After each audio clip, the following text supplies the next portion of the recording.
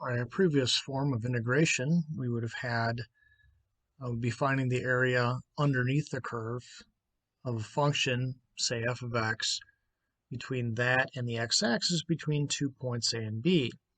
So instead of it just being this shaded region here, it would also include all of this as well. And that's what our typical integral would be. And that would give us the area under the curve of the function f of x up here.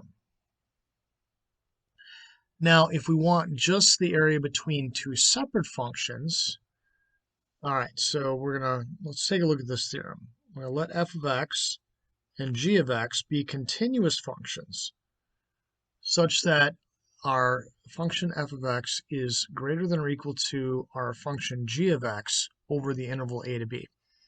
If you get it so that it's not, say you've got your f of x dipping down, then you're going to have to make multiple intervals with which to go. So you could go from a to this a1 here to and from a1 to say a2. You would have g of x being larger than f of x. You could run it from that, and then from a2 to b, you could finish it off, and that would give you the area between the two curves. Let me clean up this mess a little bit for now. Ultimately, we're looking for, again, this area in here. What's the blue shaded region, purple shaded region above? All right, so how we do the integration is going to work very much like how you did integration before. There's not going to be much of a change. You're still going to go from A to B, lower point A, upper point B.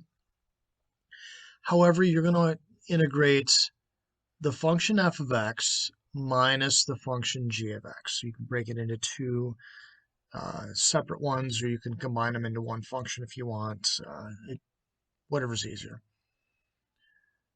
So that's kind of the theory here. So again, this gives us something to do other than just find the area underneath some function where our line y equals 0 is the floor, as it were. All right, here's a question from your homework.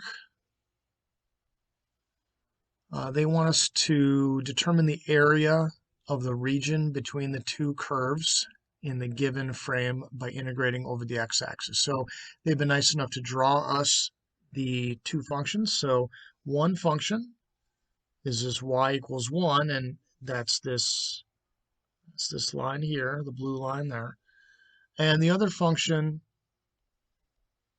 is y equals x squared minus 3, and that is this parabola here.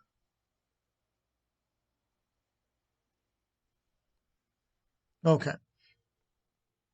So we're going to be going from the point -2 to 2. That is where those intersect, and you can do something like, x squared minus 3 has to equal 1. Where does that occur? Well, x squared equals 4, which means x equals plus or minus the square root of 4, which means x equals plus or minus 2. Okay. So we just need to do the integration now. So your area equals integral from -2 to 2. Our two functions are 1.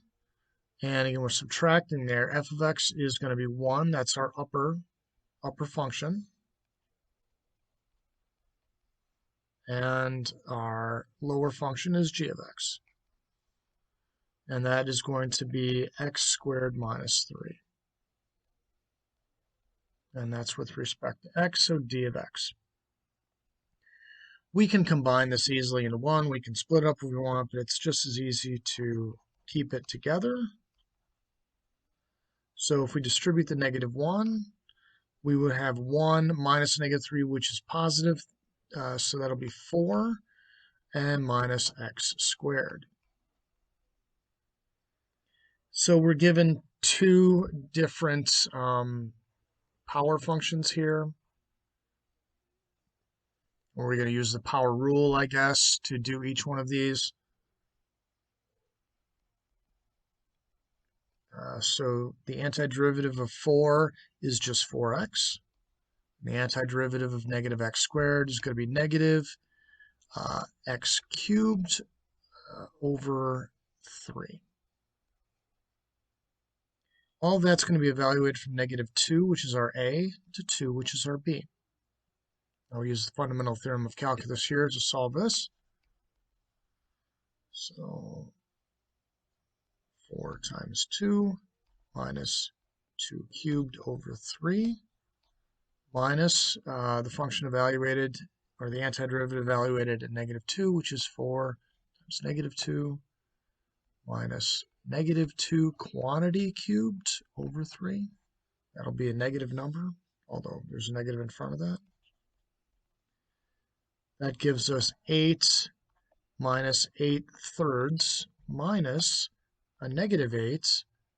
And we have a -8 and a plus here, so this is going to be plus 8/3. So what's going to happen here? Everything is going to essentially double. So we have an 8 and minus -8, which is 8 plus 8, which is 16. And then we have a -8/3, and when we distribute the negative through that, we get another -8/3, so that's -16/3. And we'll make this look good. And so 16 is really 48 over 3. So our final area will be, what is that, 32 over 3.